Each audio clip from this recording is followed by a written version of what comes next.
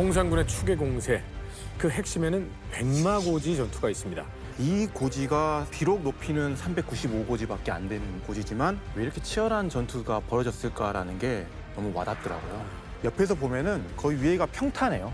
이런 모습으로 거의 평탄하게 펼쳐져 있다는 것을 우리가 이제 사진으로 볼 수 있을 것 같습니다. 이 철원과 김화 쪽 양쪽 끝발을 보시면은 굉장한 또 산군들이 펼쳐져 있습니다. 네. 그래서 이 철원 쪽을 가보시면 야 저기는 어떻게든 장악해야겠다. 그 생각이 여기서 절로 감제가 듭니다. 엄청 되겠구나라는 생각이 만약에 저길 뺏기면은 그 다음부터는 평야기 때문에 쭉 밀려나는 네, 저 밑까지 밀려날 수밖에 없습니다. 역곡천이라는 조그만 천이 있는데 그 천 바로 북쪽에 있는 고지군들을 장악해야 이 철원 방향의 안전을 확보할 수가 있고요. 특히 그 중에서 딱 첨단에 있는 백마고지, 우리 395고지는 중공군도 당연히 노릴 만한 곳이다. 그러니 여기 방어를 아주 철저히 하라는 특별 지시를 내린 겁니다.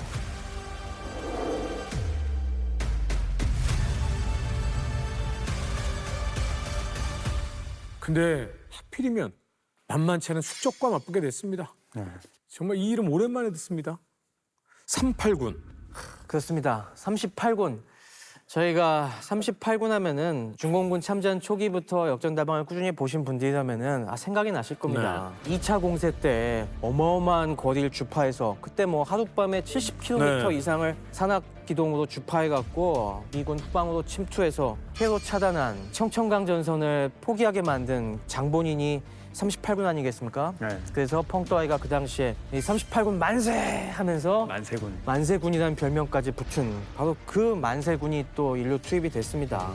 그래서 1952년에 다시 철원에 등장했을 때는 굉장히 전력이 막강했습니다. 이때 보면 병력도 완편 상태인데다가 배속돼 있는 군 직할의 포병부대까지 합치면은 한 3만 6천 명 정도 되는 거죠.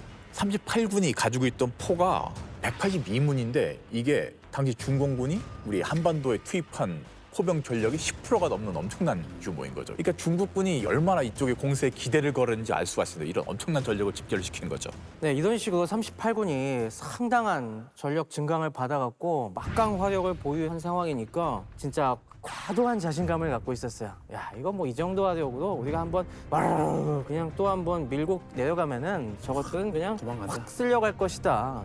아주 우리 한국군을 우습게 보고 있었습니다. 서쪽에 있었으니까. 네. 근데 이게 결과적으로는 엄청난 독이 됐습니다. 어허. 그 당시 공격 준비를 하면서 당연히 많은 정찰 부대를 갖다가 수색 부대를 파견해 갖고 이 방어 상황을 갖다가 면밀하게 점검을 했어요. 근데 저 고지가 어마어마하게 요새화되고 있는데요. 저거 지금 만만치 않은 상대가 될 수도 있겠는데요. 라고 보고가 올라갔는데 무시하는. 38군 쪽에서는 무시합니다.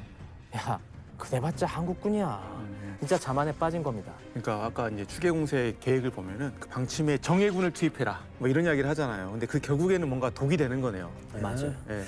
자, 그런데 말이죠. 우리 최 박사님께서 물리학 박사기도 하지만 경제학 박사기도 하지만 가장 중요한 건 결국은 밀떡으로 성공하지 않았습니까?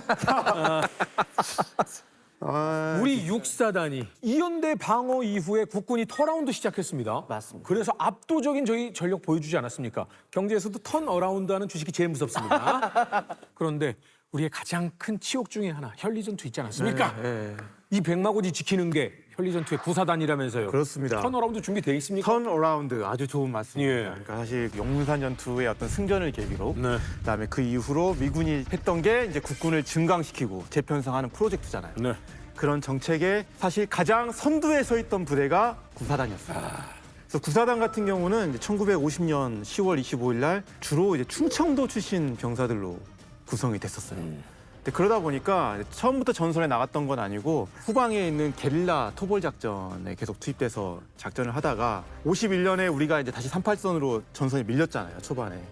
그러면서 이제 동부전선에서 계속 작전을 하다가 현리전투에서 이제 참패를 당했고 현리전투 이후에는 제대로 된 전투 수행을 할 수가 없었습니다. 사실 뭐 시절에 이제 구사단이 지닌 문제점이 구사단 자체의 문제라기보다는 전반적인 한국군의 어떤 구조적인 문제였다라는 거였고 그렇기 때문에 이제 미 8군에서 특히 벤플리트가 나서가지고 한국군 어떤 재편성, 특히 한국군이 전투력도 회복시키고 싸울 수 있는 부대로 만들기 위한 여러 가지 노력이 시행됐었던 거고 그중 하나가 이제 어떻게 보면은 후방에 있는 야전 훈련 사령부 FTC로 가서 한국군이 체계적으로 사단이 훈련을 받아라. 그래서 통상 이제 8주에서 9주간의 훈련을 받고 다시 전방으로 올라가서 테스트하고 뭐 이런 것들이 계속 됐다고 이야기했잖아요. 근데 거기서 가장 먼저 들어갔던 한국군 사단이 바로 구사단이었습니다. 아하. 구사단 같은 경우는 이제 당시엔 1군단 소속이었기 때문에 제1야전훈련사령부에 들어가서 51년 8월부터 한 10월 10일까지 거의 8주 동안 훈련을 받았고 바로 이제 51년 말에 이제 1군단의 배속 부대로서 성과를 내고 있었어요. 어허. 그러다가 대표적으로 11월 달에 395 고지를 구사단이 뺏어버립니다. 아, 이미 뭐 활약을 했네요. 네, 395 고지는 백마고지예요. 오. 그러니까 처음에는 좀 실패를 계속 하다가 야 우리도 다시 태어났는데 라고 하면서 그 기세로 중공군으로부터 이 고지를 이미 뺏었던 거죠.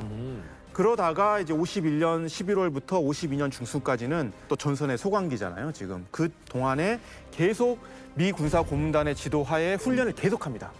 그러니까 FTC에서 훈련했던 게 좀 미흡한 부분도 있을 거 아니에요. 네. 근데 그런 것들을 계속 보완을 했었고 52년 5월에는 이제 사단장이 교체가 됩니다. 그 전에 했던 사단장 같은 경우는 이제 미국에 유학을 떠나게 됐고요. 지휘참모대학으로. 새롭게 사단장이 왔는데 김종호 소장이 왔어요. 재밌는 부분이 우리 또 김종호 장군이 네. 저분도 충청도 출신이십니다. 맞습니다. 충북. 네, 그래서 네. 부하 장병들에게 우리 이번에 제대로 충청도의 힘을 보여주자라는 네. 또 독려를 하니까 네. 또 사단장과 장병들이 혼연일체가 돼서 맞습니다. 더더욱 똘똘 뭉치게 됐죠. 1군단에서 9군단으로 바뀌어서 또 미 9군단 통제하에 또 새롭게 8주 훈련을 해요. 그러니까 두 번 한 거예요, 훈련을 거의. 이 정도면 그냥 일반 병사가 아니라 네. 약간 특임대 같은 느낌의 네, 그러니까 진짜 기관을 사단 받는- 전체가 네, 사단 전체가 또 한 번 훈련을 또 해요. 하면서 어떤 것들을 주로 또 이제 완성을 시키냐면 보병과 포병의 보포 협동 훈련. 그다음에 전차를 활용한 고지 공격. 이건 이제 보전 네. 훈련. 거기에 또 야간 훈련. 한국군 하면 또 야간 훈련 약했었잖아요. 네. 야간 훈련까지 다 하다 보니까 사실 이 전투가 일어나기 전까지 고강도 훈련을 체계적으로 받아서 거의 완벽에 가까운 전투 준비 상태로 이 전투에 임하게 됐다라는 거였던 거죠. 저 일단 기본적으로 그럼 군사들의 빌드업은 잘 돼 있습니다. 네. 그런데 지금 이제 중공군이 철저하게 지금 추계 공세를 준비하지 않았습니까? 그럼 네, 방어 준비도 잘 돼가고 있습니까? 51년 10월부터 쭉 있으면서 진지 공사를 꾸준히 한 거에 더해서 이제 38군이 배치되고 적의 공세 징후가 보이니까 10월에 들어가면서 방어 공사에 또 박차가 해서 이 10월 한 달 동안만 모래주머니까 45만 개를 진지를 더 강력하게 강화를 합니다. 진지 보강뿐만 아니라 병력도 충실히 보강해서 이때에는 사단 자체의 병력이 인가 병력을 조금 넘습니다. 무려 12,300명인데 한개 연대가 배독됐잖아요, 새롭게. 구사단이 원래 3개 연대, 그러니까 28년대, 29년대, 30년대가 있는데 이때 51년대가 추가로 배속이 됩니다. 이 51년대가 왜 배속이 됐냐면 이제 국군 진강 정책을 하면서 신규 편성한 부대들을 이제 실전 경험이 있는 부대들에 배속시켜서 실전 경험을 같이 쌓을 수 있도록 한 건데 추가로 이게 또 3,000명이 또 배속된 거죠. 그래서 중공군이 공격해 오기 전에는 무려 15,000명이라는 엄청난 규모의 사단이 돼 있었습니다. 병력뿐만이 또 아닙니다. 구사단에 또 엄청나게 많은 포병이 지원이 됩니다. 원래 그 구사단에 1개 포병대대가 있었는데 여기에 대해서 국군의 또 3개 포병대대가 또 추가로 배속이 됩니다. 105mm 곡사포를 가진. 그래서 105mm 곡사포가 무려 4개 대대가 있죠. 이게 72문. 여기에다 미군의 155mm 곡사포 대대 3개를 또 구사단에 또 증원을 해줍니다. 미군이 가진 가장 강력한 포, 8인치 곡사포를 2개 포대 8문을 해줍니다. 그러니까 숫자는 비록 그 중공군 38군보다 포는 적을지라도 이 화력 자체는 엄청난 거죠. 또 이거로 안 끝납니다. 국군이 또 증강하면서 전차 부대 새로 편성했지 않습니까? 그러니까 전차 부대도 실전 경험을 쌓아야 되니까 구사단을 지원하기 위해서 제53 전차 중대가 배속이 됐습니다. 이거는 진짜 우리 예. 국군이 운전하는 네. 전용화된 예. 전차인 우리 거죠. 국군이 이제 보존 포 그렇지. 협동을 우리 네. 국군의 힘만으로 할 수 있게 된 거죠. 네, 의미가 있네요. 또 이 추가로 또 미군도 전차 중대 1개를 또 배속을 해줍니다. 그러니까 사단 하나의 군단급 화력이 지금 서포트. 그렇죠. 되는 예. 거예요. 사실 용문산 전투 당시 국군 육사단보다 훨씬 더 강력한 비교가 안 되죠. 유례가 없는 규모입니다. 예, 예. 아니 155mm가 지금 3개 포병대대가 지원을 하고 있고 그렇죠. 백마고지의 작전상의 중요성도 있는데 또 하나 또 정치적인 또 중요성이 있습니다. 미국이 정책적으로는 국군을 증강해주지만 여전히 의구심이 있는 겁니다. 과연 우리가 이렇게 무기를 많이 주더라도 한국군이 제대로 쓸 수 있겠는가? 미국 정치권에서 군부에 이르기까지 이런 한국에 대한 불신이 퍼져 있는 상황인데 유일하게 이때 우리 국군의 편에 든 게 벤플리트 장군입니다. 벤플리트 장군은 이 미국 내에 한국에 대한 편견과 싸우고 있었거든요. 그래서 한국인은 굉장히 강인한 전사의 자질을 가지고 있다. 믿어야 된다. 이러면서 꾸준히 설득을 했는데 기회가 온 겁니다. 중국군의 최정예 38군이 나타났는데 이거를 우리 국군이 꺾어버린다면은 벤프리드 장군은 자신의 주장이 옳다는 걸 입증할 수가 있게 되는 거죠. 그리고 미국 내에서도 한국에 대해서 원조를 더 해주자는 이런 공감대를 형성할 수가 있습니다. 증명해 보일 수 있는 그렇죠. 무대가 되는 거죠. 네네. 자, 그런데 지금 중공군도 상당히 많이 이제 좀 증강을 전력 보강을 해서 온 거잖아요. 근데 그냥 일반 분들이 들으시기에는 잘 이해를 못 하실 수 있으니까 어느 정도의 화력 차이가 있는 거예요? 그러니까 숫자로 비교하면 중공군이 더 많죠. 화포의 숫자는 182문대 우리 쪽이 116문이었으니까. 근데 아직 중공군의 포병 전력은 그 약점을 극복하진 못했습니다. 우리 예전에 중공군 포병의 약점이 뭐였어요? 잡다한 포가 막 섞여 있는 섞여 거죠. 있었어요. 네. 아직까지 2차 세계대전 때 쓰던 76mm 뭐 사단포 네네. 뭐 그런 거나 아니면 일본군이 쓰던 75mm 포가 아직도 여전히 쓰이고 있었고요. 중공군에서 가장 그래도 대규형 화포가 122mm 포였는데 이거는 사실 우리 155mm나 8인치하고는 비교가 좀 불가능했었죠. 아, 그래요? 예, 그 정도였고 여기서 또 중요한 건 뭐냐면 심 교수님이 아까 짚어주신 겁니다. 굉장히 우리가 훈련을 강하게 했었잖아요. 우리 포병에 대한 훈련이 상상 이상이었어요. 그러니까 소강 상태 이 기간 동안에 이 포병 훈련을 하는데 그 포병 훈련이 지금도 전통으로 내려올 정도로 포병이 그 포를 재빨리 방렬하고 그다음에 걷어들이는 거. 이 훈련도 엄청나게 했고요. 좌표를 불러주면 초탄에 그 좌표를 무조건 맞춰라. 아니면 너네는 오늘 밥을 못 먹을 줄 알아. 뭐 그런 정도로 어마어마한 훈련을 했습니다. 그래서 저도 제가 지금 영상 보면 그 댓글에 많이 써 있어요. 네. 저 그거 아주 지긋지긋하겠습니다. 저 박렬 네, 이름도 듣기 싫습니다. 이런 분들 많습니다. 네, 그러니까 그 전통이 아마 여기서 시작된 게 아닐까. 무조건 명령이 초탄을 무조건 때려라. 네. 그 안에 들어가야 된다. 그리고 방금 말씀하신 것 중에 걷어들인다는 것도 상대가 이제 대포병 사격을 해올 수도 있잖아요. 네. 그걸 또 맞으면 안 되니까. 네. 그리고 사실 여기서 이제 포 진지도 어마어마하게 잘 구축을 해놓습니다. 그러니까 정말 많은 준비를 했던 것 같아요, 진짜. 네. 이 막강한 포병들이 어떻게 배치되는지 조금 더 지도상에 놓고 오면 더 리얼하실 것 같습니다. 이것도 제가 잘 그렸다. 포 진치 위치를 갖다가 한번 다 표시를 해봤는데요. 네. 저 395 백마고지 정상과 우리가 또 중요한 지물이 저 초단평야에 보시면은 쭉 내려오면은 학저수지라고 또 풍치 있는 그 저수지가 있습니다. 저 395지에서 학저수지까지가 10km 정도 거리입니다. 지난번에 말씀드렸지만은 105mm는 사거리가 11, 12km 정도, 10,000m. 155mm는 한 15km 정도이기 때문에 딱 저 거리에 있으면은 이 백마고지 그 일원은 물론이요, 그 후방에서부터 이제 접근해 오는 적들을 때릴 수도 있고, 또 앞쪽에 있는 포대들은 저 더 멀리 후방에 있는 중공군 포진지까지 공격할 수 있게 착착착 지금 배치가 돼 있는 겁니다. 그 우리는 안 맞는 상태에서 적 포진지부터 시작해서 입구, 출발, 중간, 우리 입구까지 쫙 연차적으로 공격을 하는군요. 맞습니다. 그래서 이미 포격 계획도 아주 철저하게 세워놓습니다. 백마고지 주변에 화력대를 설정해 놓은 겁니다. 이야. 그래서 구역을 각 대대별로 어딜 때릴지 이걸 다 사전에 다 지정을 해놓고, 기가 막히네. 그리고 저 능선상에 딱 관측장교 FDC들을 쫙 깔아놓고서 이 구역에 들어오면은 너네가 책임지고 너네 포대가 때려, 이걸 다 사전에 지정해 놓습니다. 킬존을 다 만들어 놓고. 그렇습니다. 그리고 이 395고지 양쪽에 이 날개처럼 펴진 이 방어선으로 들어오는 사이에 저 수많은 장애물들을 극복해야만 들어올 수 있게 해놨고요.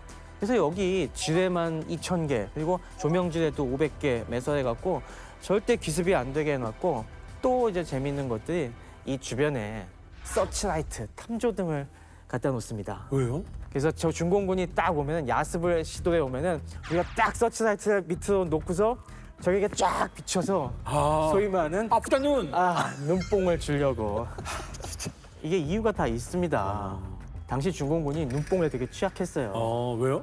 당시 중공군이 아무리 선글라스. 보급품을 많이 축적해놨다고 하지만은 여전히 영양실조에 많이 시달리고 있었습니다. 야맹증. 골고루 음식을 먹지 못하니까. 네, 특히 비타민 A는 어디 많이 있습니까? 뭐 계란이라든가 생선이라든가 이런 데 많이 있는데, 이 아무래도 식생활이 좀 불균형하다 보니까 비타민이 좀 부족했어요. 맨날 미숫가루만 이렇게 먹고 있으니까. 근데 야맹증의 중요한 증상이 어두운 데서 단순히 안 보이는 게 아니라 불빛이 이제 밝아졌다 어두웠다 할 때 적응이 금방 안 되는 거거든요. 동공이 이렇게 빨리 이렇게 네, 하는. 그렇게 해서 동공이 열려서 막 오다가 눈뽕을 딱 맞아갖고 이 동공이 확 멈추어들면은 이게 펴지지가 않는 거예요. 그러면 그 사이에 격퇴되기가 쉬웠던 거죠. 거기다 이제 술까지 마시고 있었어, 얘네들은. 이렇게 요새화를 잘 시킨 백마고지의 국군 구사단 병력 이제 배치도 중요하겠죠? 이 당시에는 백마고지라고 안 했습니다. 네네. 네, 삼구고지라고 이야기를 했고요. 우리 시청자 여러분들이 이해하기 쉽게 네. 나중에 붙은 명칭이지만 지금은 저희가 백마고지로 백마고지. 계속 통칭을 하겠습니다. 395m에서 알 수 있듯이 높은 고지는 아니지만 하지만 이 주변에는 고지가 별로 없었다. 특히 이 남쪽으로는 4km 정도가 거의 넓은 벌판입니다. 그러다가 이 노동당사 왼쪽에 있는 약간 산들 조금 있고 그걸 또 지나면 한 15km 정도 또 평지입니다. 그러니까 사실 중공군 입장에서는 백마고지를 장악하고 마음만 먹으면 돌파구를 20km까지 뚫을 수도 있어요. 그렇죠. 잘하면. 방위를 놓고 봤을 때는 백마고지는 북서쪽에서 남동쪽으로 뻗어 있는 능선군입니다. 네. 뾰족한 산은 아니고 능선이라고 볼 수 있습니다. 그래서 한번 우리가 측면에서 한번 봐봅시다. 위에가 어때요? 되게 평평하다는 것을 볼 수 있습니다. 네. 그래서 우리 아군 입장에서 내려봤을 때 가장 오른쪽에 약간 봉우리가 솟아 있어요. 근데 거기는 별 이름이 없습니다. 그 서쪽에 있는 가운데 있는 이제 봉우리가 주봉입니다. 이게 395고지예요. 네. 그 다음에 이제 서쪽으로 쭉 가다 보면은 3봉, 2봉, 1봉이 있는데 사실 이 당시에 작전 투명도에는 A, B, C라고 표시를 해놓긴 했어요. 근데 이 일종의 고지군 혹은 이 능선군을 우리가 화랑고지라고 불렀습니다. 화랑고지. 그러니까 중공군 입장에서 이 395고지를 차지하고 싶다. 백마고지를 차지하고 싶다. 그럼 어떻게 공격하면 되겠습니까? 파랑고지. 화랑고지로 쭉 밀고 들어가겠네. 네, 이게 하나의 루트인 겁니다. 그러니까 가장 확실한 방법이 뭐냐면 상진명동 북쪽에서 화랑고지 이 능선군을 타고 395고지로 오는 거예요. 네. 그 다음에 이제 두 번째 방법은 뭐냐면 서쪽에 있는 가단동에서 장송동 평지를 따라주고 바로 화랑고지로 치고 올라오는 겁니다. 네. 그러니까 이 말은 뭐냐 화랑고지랑 395고지 사이 쪽으로 팍 들어오는 거예요. 네. 그다음에 세 번째 방법은 뭐냐면 이 동쪽에 있는 하진명동에서 개활지를 넘어가지고 395고지로 바로 들어오는 겁니다. 395고지 이 동쪽을 바로 강타하는 네. 방법이 세 가지인데 사실 아까 이야기했던 화랑고지를 타고 오는 게 가장 안전하지만 사실상 이거는 시간이 오래 걸릴 수 있어요. 왜냐하면 능선 하나하나 점령하고 와야 돼요. 네. 두 번째 같은 경우는 기습 효과는 있지만 여기도 어느 정도 개활지가 있고 또 여기에는 화랑고지를 우리가 방어하는 중대가 있었거든요. 얘네들한테 맞을 수가 있어요. 그러니까 사실상 이쪽으로 오기는 좀 쉽지는 않아요. 제가 봤을 때는. 그다음에 세 번째 방법은 뭐냐면 395고지를 직접 공격할 수 있는 가장 짧은 루트입니다. 최단 거리예요. 근데 문제가 있죠. 여기는 넓게 개활지가 펼쳐져 있다 보니까 사실 개활지 지나가면서 많은 타격을 입을 수도 있고 또 직접 가서 보면은 여기서 이 올라오는 측방의 경사가 생각보다 있어요. 그래서 사실 여기서 우리가 잘만 막으면 막을 수 있겠다는 생각이 많이 들어요. 그리고 아까 이제 기습적으로 올 수 있는 두 번째 루트 같은 경우도 옆으로 치고 올라오기에는 경사가 아주 높아요. 급합니다. 네. 그러니까 사실 가장 안전한 방법은 역시나 화랑고지 쪽으로 오는 방법이겠죠. 근데 결론부터 이야기하자면 중공군은 이 세 가지 방법을 다 써봅니다. 아, 그리고 이제 우리 입장에서는 화랑고지는 395고지를 막기 위한 전초기지 같은 느낌이에요. 395고지는 좌우측에서 어쨌든 공격을 해올 수 있는 고지다 보니까 양옆도 막아야죠. 막아야겠죠. 그러니까 방어가 한 걸 보면은 북쪽에서 시작해서 동서를 어떻게 보면 다 막아야 되는 네. 그런 모습으로 비춰지는 겁니다. 그래서 사실 구사단은 백마고지만 지키는 부대가 아닙니다. 구사단의 주 저항선의 폭은 11km예요. 오. 백마고지를 이 서쪽에 두고 있는데 여기를 포함한 11km를 지켜야 됐던 부대예요. 그러니까 백마고지의 모든 부대를 배치할 수 없었던 그렇죠. 거예요. 그러다 보니까 백마고지 쪽에 이제 30년대를 배치를 했고 그 다음에 우측에는 29연대를 배치를 했고요. 네. 그 다음에 예비로는 28연대를 배치를 했고 아까 말씀하셨던 배속된 51연대 같은 경우는 부대가 약하다 보니까 대대 단위로 쪼개가지고 각 연대에 주는 식으로 그렇게 운영을 하려고 했는데 이 중에서도 395고지를 담당했던 게 아까 30년대라고 했는데 30년대에서 백마고지에는 1대대를 배치를 합니다. 그러니까 한 개 대대가 들어간 거예요. 네. 백마고지에. 그리고 그 오른쪽에 있던 중마산의 2대대, 그 다음에 역곡천 남한의 3대대를 예비로 이제 배치를 했던 거죠. 그러다가 10월 3일 날 결정적으로 일이 하나 생깁니다. 중공군 장교가 귀순을 했어요. 귀순이요. 네, 명확하게 밝혀진 건 없습니다. 아, 네네. 예, 이 사람 이름만 그냥 국중교라고 나와 있는데 어쨌든 이 사람이 10월 3일 날 귀순을 해서 중공군이 며칠 날 395고지를 공격해 온다라는 것을 명확하게 알려줍니다. 오. 정말 많은 내용들이 담겨 있었어요.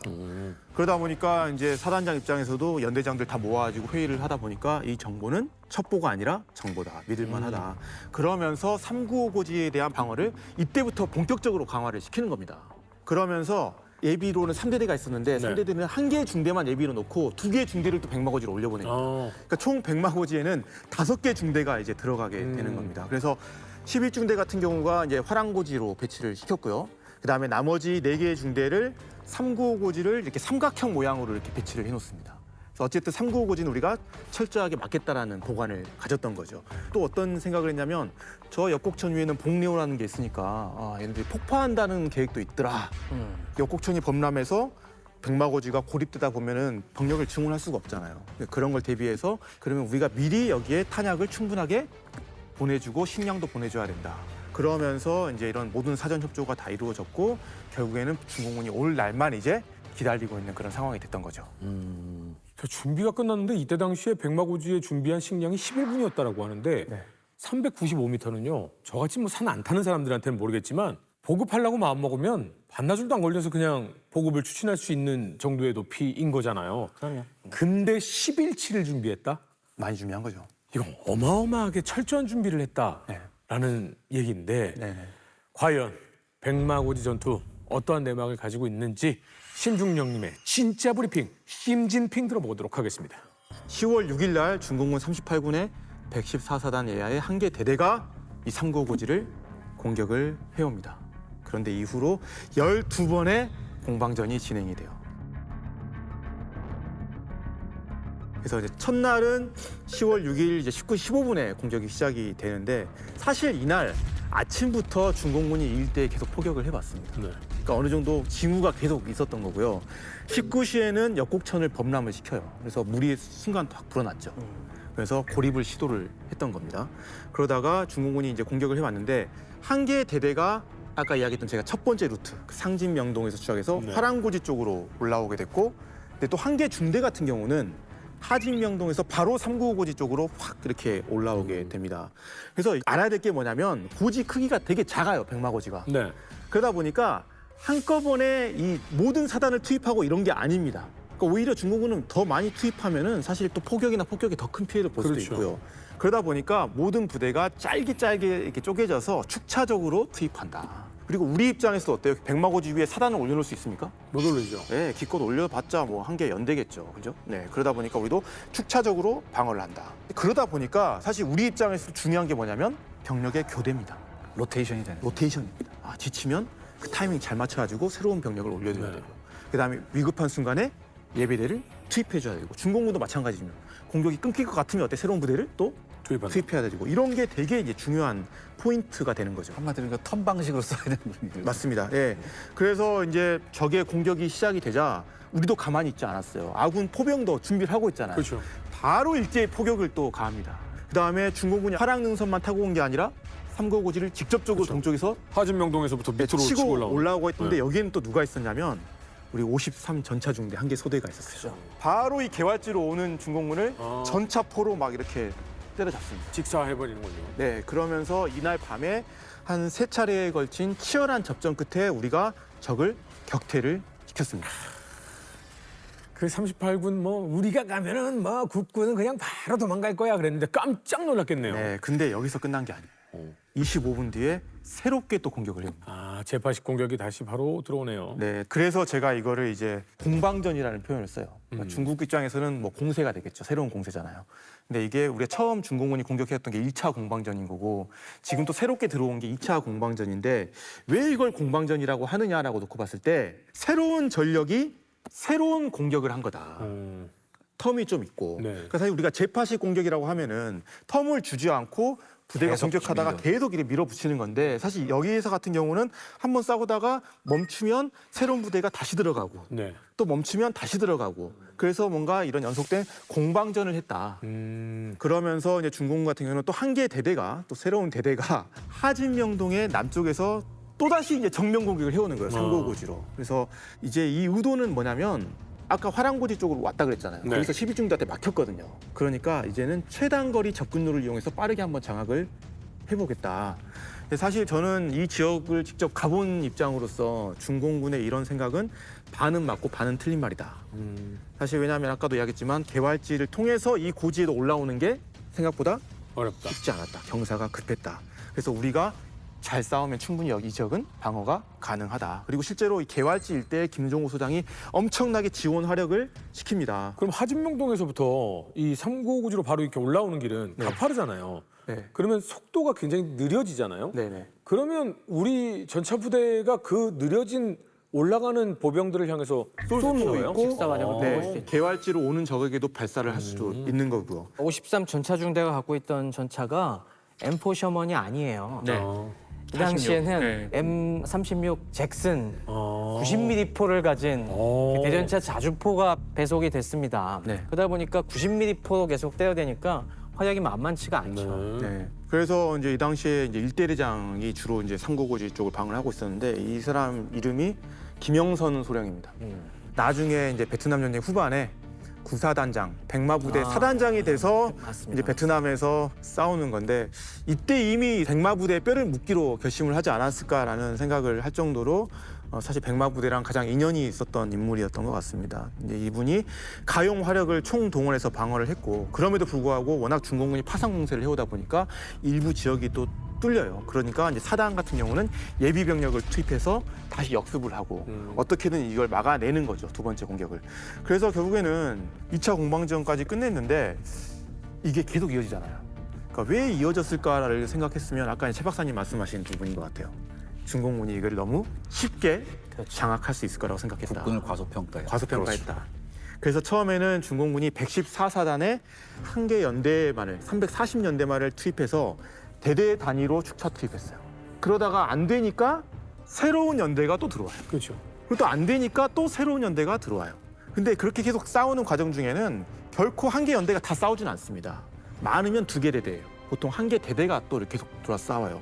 근데 그러다가 보니까 총 12차례 공방전 동안 중공군이 들어온 병력은 약 한 4개에서 5개 연대 정도예요. 고지 이전의 특성상 사실상 38군이 다 동원됐다고 하지만 모든 병력이 들어온 거는 아니었다. 갈 수 있는 길이나 숫자가 한계가 있으니까 그렇죠. 넣을 수가 없는 거죠. 네. 근데 여기에 4개에서 5개인데 한 12번 정도의 대대 교체가 있었던 거라는 거잖아요. 맞아요. 네. 그걸 또 이제 가능하게 했던 게 우리 국군이 워낙 잘 막았기 때문에. 네. 그러니까 처음에는 대대 단위로 병력 투입하다가 뭐 안 되니까 계속 집어넣는 모습이 네. 됐던 거고. 자존심 싸움이 돼버린 거예요. 맞아요. 38군 입장에서는 야 이러다가 우리 만세군 스타일 가고 있겠는데 네. 야 우리도 반드시 막는다라고 하면서 계속 부대를 우리도 밀어넣었던 거죠. 네. 그 타이밍이 정말 중요했는데 사실 사단장이 그 타이밍을 정말 잘 잡습니다. 저희가 물 셀 틈 없이 정말 간격을 잘 조정해서 또 포격 준비를 했지 않습니까? 이 화력전 얘기도 한번 들어보고 싶은데요. 네. 유엔군의 화력만 엄청난 것이 아니라 중공군도 벼르고 왔습니다. 아까 뭐 화포수는 중공군이 더 많다고 했는데 그동안 비축해놓은 탄약 여기서 진짜 많이 쏟아부었습니다. 벙커 고지 전투나 여러 고지 전투에서 유엔군 같은 경우 1개 포병대대가 하룻밤에 10,000발 쐈다는 얘기 저희가 많이 해드렸지 않습니까? 근데 중공군도 전투 초반에 피크에는 하루에 12,000발을 쏜 적도 있습니다. 이게 물론 올해는 못 갔어요. 근데 중공군 입장에서 12,000발 쐈다는 건 정말 어마무시한 거고 더더군다나 이게 395 백마고지 일원에 집중적으로 떨어졌기 때문에 우리 국군 입장에서도 엄청난 충격이었죠. 그 느낌이 어마어마했을 겁니다. 하지만 그렇다고 우리 구사단은 무너지진 않았습니다. 조직을 유지하면서 버텨냈고 또 그럴 수 있었던 거는 그걸 가만히 냅둘 유엔군 포병이 아닙니다. 이 당시 중공군 포병들의 특징은 뭐냐면은 이 포들을 당연히 포착되면은 대포병 사격을 당할 위험이 크니까 다 갱도진지에 넣었어요.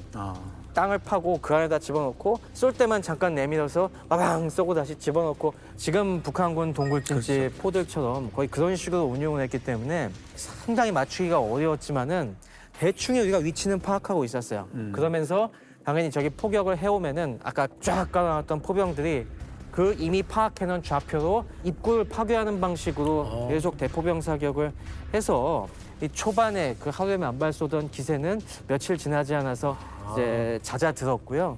그래도 적지 않은 수가 계속 화력 지원이 들어옵니다. 지금부터는 백마고지 전투의 결정적 장면만 한번 갖춰보도록 하겠습니다. 그래서 아까 이제 중공군이 2차 공세도 실패했잖아요. 네. 2차 공방전도 끝났는데 문제는 뭐냐면 1시간도 채 안 돼가지고 또다시 이제 10월 7일 자정이 넘은 12시 40분에 또 공격을 해옵니다. 이때도 한 1,000발 정도를 또 포병 사격을 해왔고 또 새롭게 2개 대대 규모를 이제 투입을 시켜요. 그래서 이때 보면은 395고지를 둘러싸고 중국군이 3면에서 이렇게 공격을 해오는데 네. 사실 주봉 자체를 노렸다라기보다는 제가 봤을 때는 395고지와 화랑고지 그 사이에 뭔가 어떤 틈을 만들어서 여기에 돌파구를 만들려고 했던 노력을 했던 것 같아요. 그러면서 화랑고지도 고립시켜버리고 395고지도 이쪽에서 이제 고립시키려는 노력을 했던 것 같고 동시에 한 개의 중대는 상진명동에서 화랑고지를 또 공격을 합니다. 그러니까 그 두 개 루트를 어때 동시에 거의 같이 공격했다. 네. 이 상황에서 일대대가 엄청난 혈전을 펼칩니다. 뭐 사단장 같은 경우는 미 공군에 이제 전술 폭격도 요청을 했고요. 그다음에 여기에 이제 포병 화력을 또 집중시키고 겨우 막아냅니다. 그날 밤에. 그런데 결정적 장면 문제가 하나 생깁니다. 그러니까 화랑고지를 공격했던 적의 네. 일부가 395고지의 서쪽에 그 당시에는 이제 이름이 없던 고지가 있어요. 약산동 바로 옆에 있는 고지인데요. 네. 이게 이제 무명고지입니다. 여기에 집결을 해버린 거예요. 그러니까 위로 도망쳐야 되는데 네. 도망 안 치고 이쪽에 모여버린 겁니다. 그러면서 우리가 이거를 몰아내지는 못했어요. 못한 상태에서 중공군의 3차 공세가 끝납니다. 아, 그러면은 이게 연계가 될 수 있을 가능성이 있잖아요. 그 느낌 들어요. 예. 그래서 이제 곧바로 4차 공방전 시작은 우리가 시작했습니다. 몰아내지 못한 적을 몰아내기 위해서. 아, 그래서 10월 7일 이제 오후 2시에 30년대 예비대였던 3대대가 그 무명고지에 있던 적을 공격을 했는데 문제는 조금 텀이 있었잖아요. 네. 그 사이에 여기가 이제 한 개 중대가 아니라 두 개의 중대로 증강한 거예요. 증원을 했어요, 여기. 예, 그러니까 우리 예상보다 많은 적이 있었고 이 적이 완강하게 저항을 하다 보니까 여기서 우리가 몰아내지 못하고 여기서 또 하나의 이제 결정적 장면이 하나 나옵니다. 중공군은 이제 또 새롭게 연대가 이제 또 투입이 됐어요. 이제 112사단 334연대가 이제 투입이 됐고 이 병력의 일부가 우리의 화랑고지의 11중대를 공격해버립니다. 아, 그러니까 사실 11중대는 이미 지금 여러 차례 계속 어때요? 공격을 받았죠. 받으면서 약해질 대로 약해져 있었는데 이번에 대대 규모의 적으로부터 정면 공격을 또 받으면서 엄청나게 큰 위기에 빠졌고 또 중대장이 보니까 좌우측에도 벽이 또 몰려오는 게 네. 보이는 겁니다. 그럼 더 이상 버틸 수가 없구나라고 하면서 이제 연락을 하고 철수하겠습니다. 395고지로 가겠습니다. 라고 하고 철수를 하는데 결국 살아서 돌아온 병력은 뭐 2개 분대가 안 됐다라고 이야기를 하는데 결국 11중대가 화랑고지를 내주게 됐다. 이게 이제 결정적 장면인 거죠. 근데 이제 뭐 지도를 보시면 아시겠지만 화랑고지가 비탈되기 시작하면 네. 395고지는 사실은 굉장한 위기에 직면하게 되는 거지 않습니까? 맞습니다. 그러니까 왜냐하면 중공군이 이제는 화랑고지를 발판으로 바로 어때요? 395고지를 공격할 수 공격할 수 네. 있게 된 겁니다. 그러니까 이게 어떤 차이가 있냐면 예전에는 중공군이 평지에서 고지로 위로 올라가야 올라가는 되죠. 형태로 싸웠다면 이제는 같은 산의 정상에서 정상으로 달려서 올 수 있게 그렇죠. 되는 느낌이니까 상황이 완전히 달라졌죠. 그래서 화랑고지를 뺏기자마자 395고지를 방어하고 있던 1중대가 중공군의 공격을 받아서 철수합니다. 중공군 입장에서는 마침내 395고지를 이때 처음으로 뺏어버리죠. 아, 그러자 이제 김종호 소장이 이날 8일 새벽 2시에 사단 작전 명령을 하달합니다. 30년대 너희는 그동안 잘 싸웠다. 이제 새롭게 28년대가 395고지, 백마고지 방어에 투입된다. 공격과 방어가 바뀌었군요. 그렇죠. 부대 교대가 이루어지게 됩니다. 그리고 28년대 병력이 투입돼서 395고지를 뺏긴 지 3시간 40분 만에 우리가 다시 회복을 하게 되는 겁니다. 그런데 중공군이 또 가만히 있지 않죠. 다음 날 낮에 정확히 말하면 해가 뜰 무렵인 여명에 우리를 공격해옵니다. 지금까지 중공군은 항상 언제 공격했습니까? 밤에 밤에 공격했습니다. 이제는 어때요? 새벽에 낮에 공격했죠. 새벽에 공격했죠. 이 말은 뭐냐면 최 박사님 말씀하신 대로 진짜 이제 중공군도 어때요? 이제 2판 4판이다. 2판 4판이다 이런 것도 있고 저는 오히려 더 두 가지 또 다른 측면이 있다고 생각해요. 네. 생각보다 한국군이 야간 전투를 그죠. 잘한다. 잘하네. 밤에 가도 소용없다. 밤에 가서 그 서치라이트로 눈 뽕 맞는 게 더 아파. 아 이거 진짜 이거 정확한 분석입니다. 그리고 이제 낮에도 사실상 병력이 혼재만 된다면 최대한 맞붙어서 싸운다면 유엔군의 포격과 폭격을 피할 수 있고 어차피 그거 맞고 한국군도 피해볼 수 있으니까 그러니까 화랑고지를 점령했기 때문에 이게 가능했던 가능한 거죠. 거잖아요. 네, 그전에는 짧아졌습니다. 그 전에는 안 되죠. 그러면서 이제 10월 8일 날 중공군이 공격을 해왔고 여기서 우리가 다시 395고지를 또 뺏깁니다. 뺏깁니다. 그리고 여기서 이 뺏긴 이유 중 하나는 방금 제가 말씀드린 유엔군이 우리를 지원하기 위해 왔는데 우리도 맞아버린 거예요. 그러니까 오폭이 있었어요.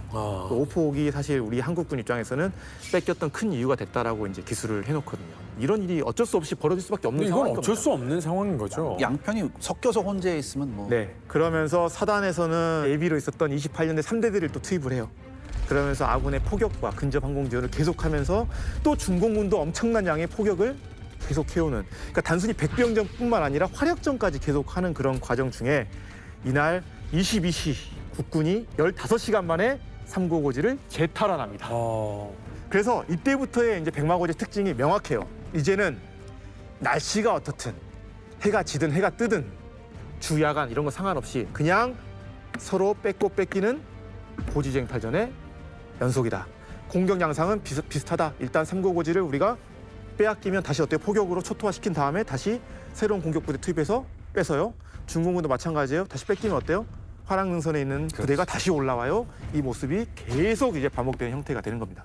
그러니까 여기에는 좀 증언을 들어보는 게 좀 네. 나을 것 같아요. 이렇게 얘기를 합니다. 우리 중대가 어느 날 밤 고지를 공격하는데 이제 뺏겨서 다시 뺏으러 가는 거죠. 공격하는데 포사격을 엄청나게 하고 고지로 올라가 돌격점까지 가서 보니까 총을 제대로 우리가 안 쐈고 그냥 올라가자마자 수류탄만 다 까놨대요. 계속해서 수류탄을 던져놓는데 적이 물러갔습니다. 중공군이 물러갔어요. 근데 다음 날 저녁에 또 중공군이 또 올라오는 거예요. 근데 이번에는 밤에 가까이 와서 붙었어요. 그래서 어쩔 수 없이 상상도 할 수 없는 백병전이 벌어졌습니다. 근데 여기서 서로가 뒤엉켜서 싸울 때 피하 구별하는 방법이 있었대요. 우리가 보통 군인 하면은 다 머리를 짧게 깎는데 우리 상대편. 6.25 전쟁 네, 그 필름이나 이런 걸 보면 의외로 많이 머리를 기르고 있거든요.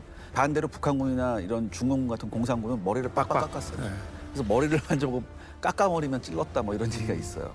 그다음에 아까 그랬잖아요. 10일치 보급을 줬다. 이제 식량 같은 경우에. 그래서 식량 추진에는 별 문제가 없을 것 같지만 전투 중에 식량을 추진하는 건 거의 불가능하거든요. 그쵸. 그래서 의외로 많은 병사들이 배고팠다. 굶주렸대요. 그래서 전사자 주머니에 있는 피 묻은 건빵을 먹기도 했다. 뭐 이런 얘기도 있고요. 그다음에 나중에 이 중대원이 돌아와서 보니까 우리 중대원 중에 9명만 살아남았다. 이런 경우가 있었습니다. 그다음에 이제 위생병 증언이 있습니다. 전투 시작되고 얼마 지나지 않아서 1시간도 안 돼서 아군 병사, 장교, 하사관, 소령, 중령을 포함해서 마구 부상자들이 쏟아져 왔고 심지어 중공군 부상자까지 쏟아져 들어왔대요. 네. 그래서 나중에는 누가 환자고 누가 위생병인지 구분이 안 갈 정도로 피해가 다 흠뻑 피범벅이었다. 그리고 한 번은 백마거지 대대 치료소로 약품 추진을 갔다가 상황이 벌어졌대요. 그래서 자기는 위생병인데도 불구하고 옆에 떨어져 있는 총을 가지고 싸울 수밖에 없었대요. 그래서 위생병이고 소총수고 부상자고 할 것 없이 다 싸웠는데 특히 어떤 한 부상병이 있었는데 그 수류탄을 한 상자를 자기 앞에 갖다 놓고서 안전핀을 절반쯤 다 뽑아놨대요. 그 다음에 중공군이 몰려오니까 믿을 수 없는 속도로 안전핀을 뽑아서 마구 수류탄을 던지더라. 이 부상병이. 그런 증언도 있었습니다.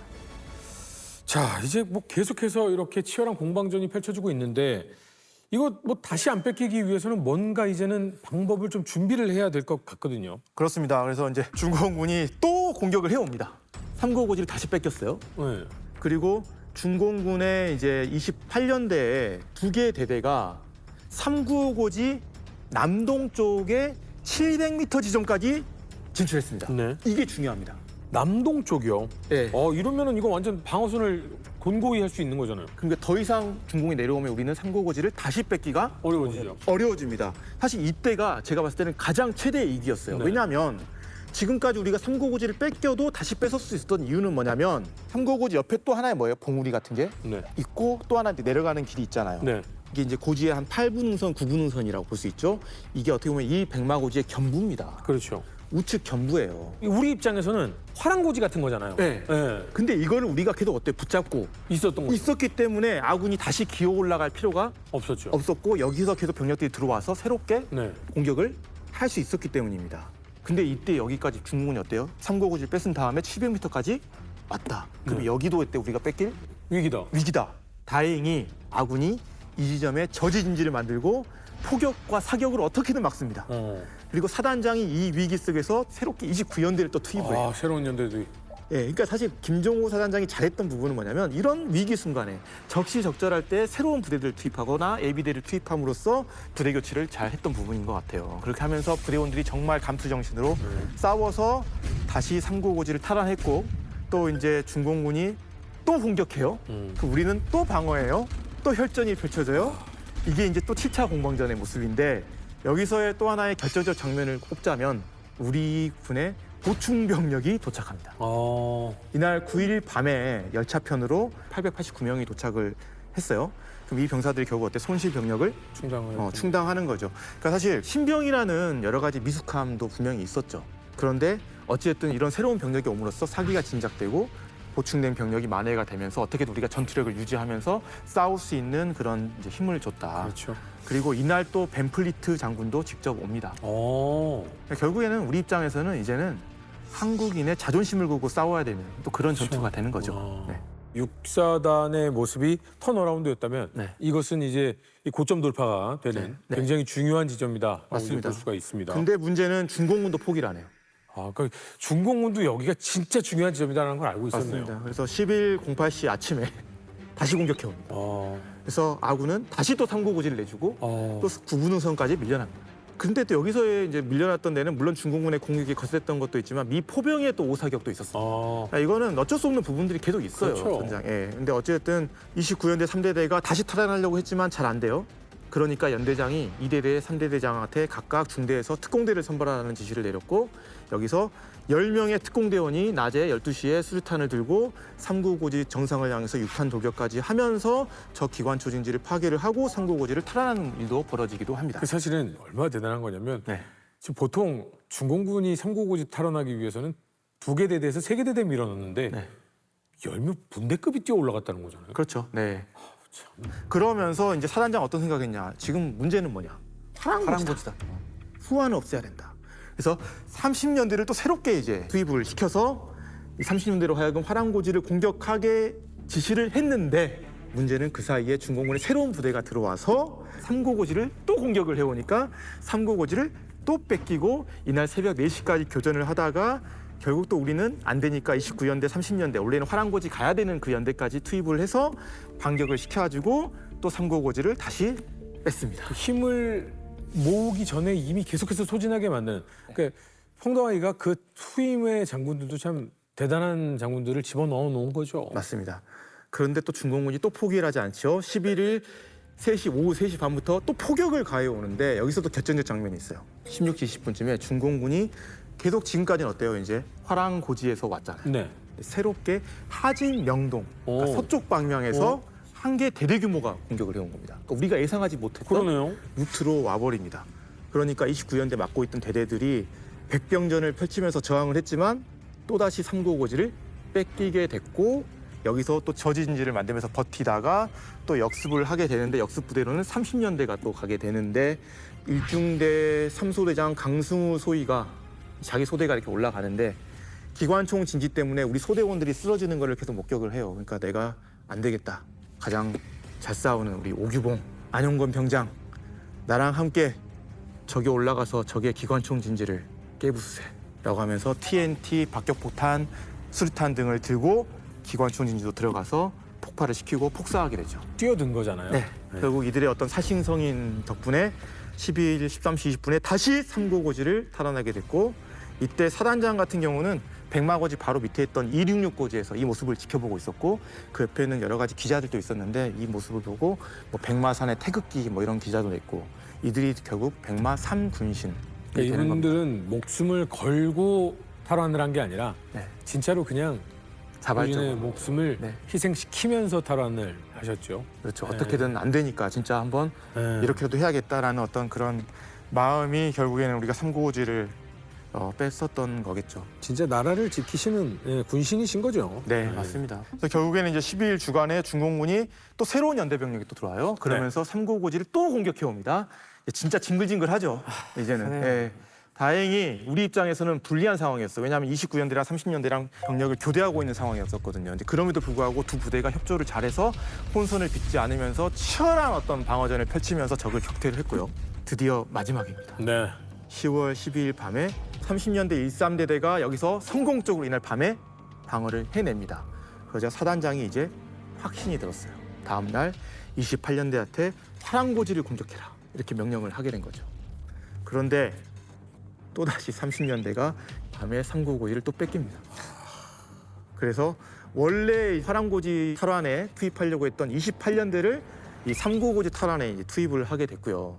특이하게도 이제 이날 13일 오후에는 이승만 대통령이 벤플리트 장군과 함께 사단을 방문을 하게 돼요. 그러니까 사실 이 전투는 전투 기간 내내 이제 국민들의 초유의 관심이 됐던 전투였던 것 이게 같아요. 네. 작은 6.25가 된 거 같은 하나의 전쟁이 느낌이에요. 됐죠. 우리 네. 입장에서는 어떻게 보면 자존심을 걸고 싸웠던 이제 네. 부분들이 분명히 있었던 것 같습니다.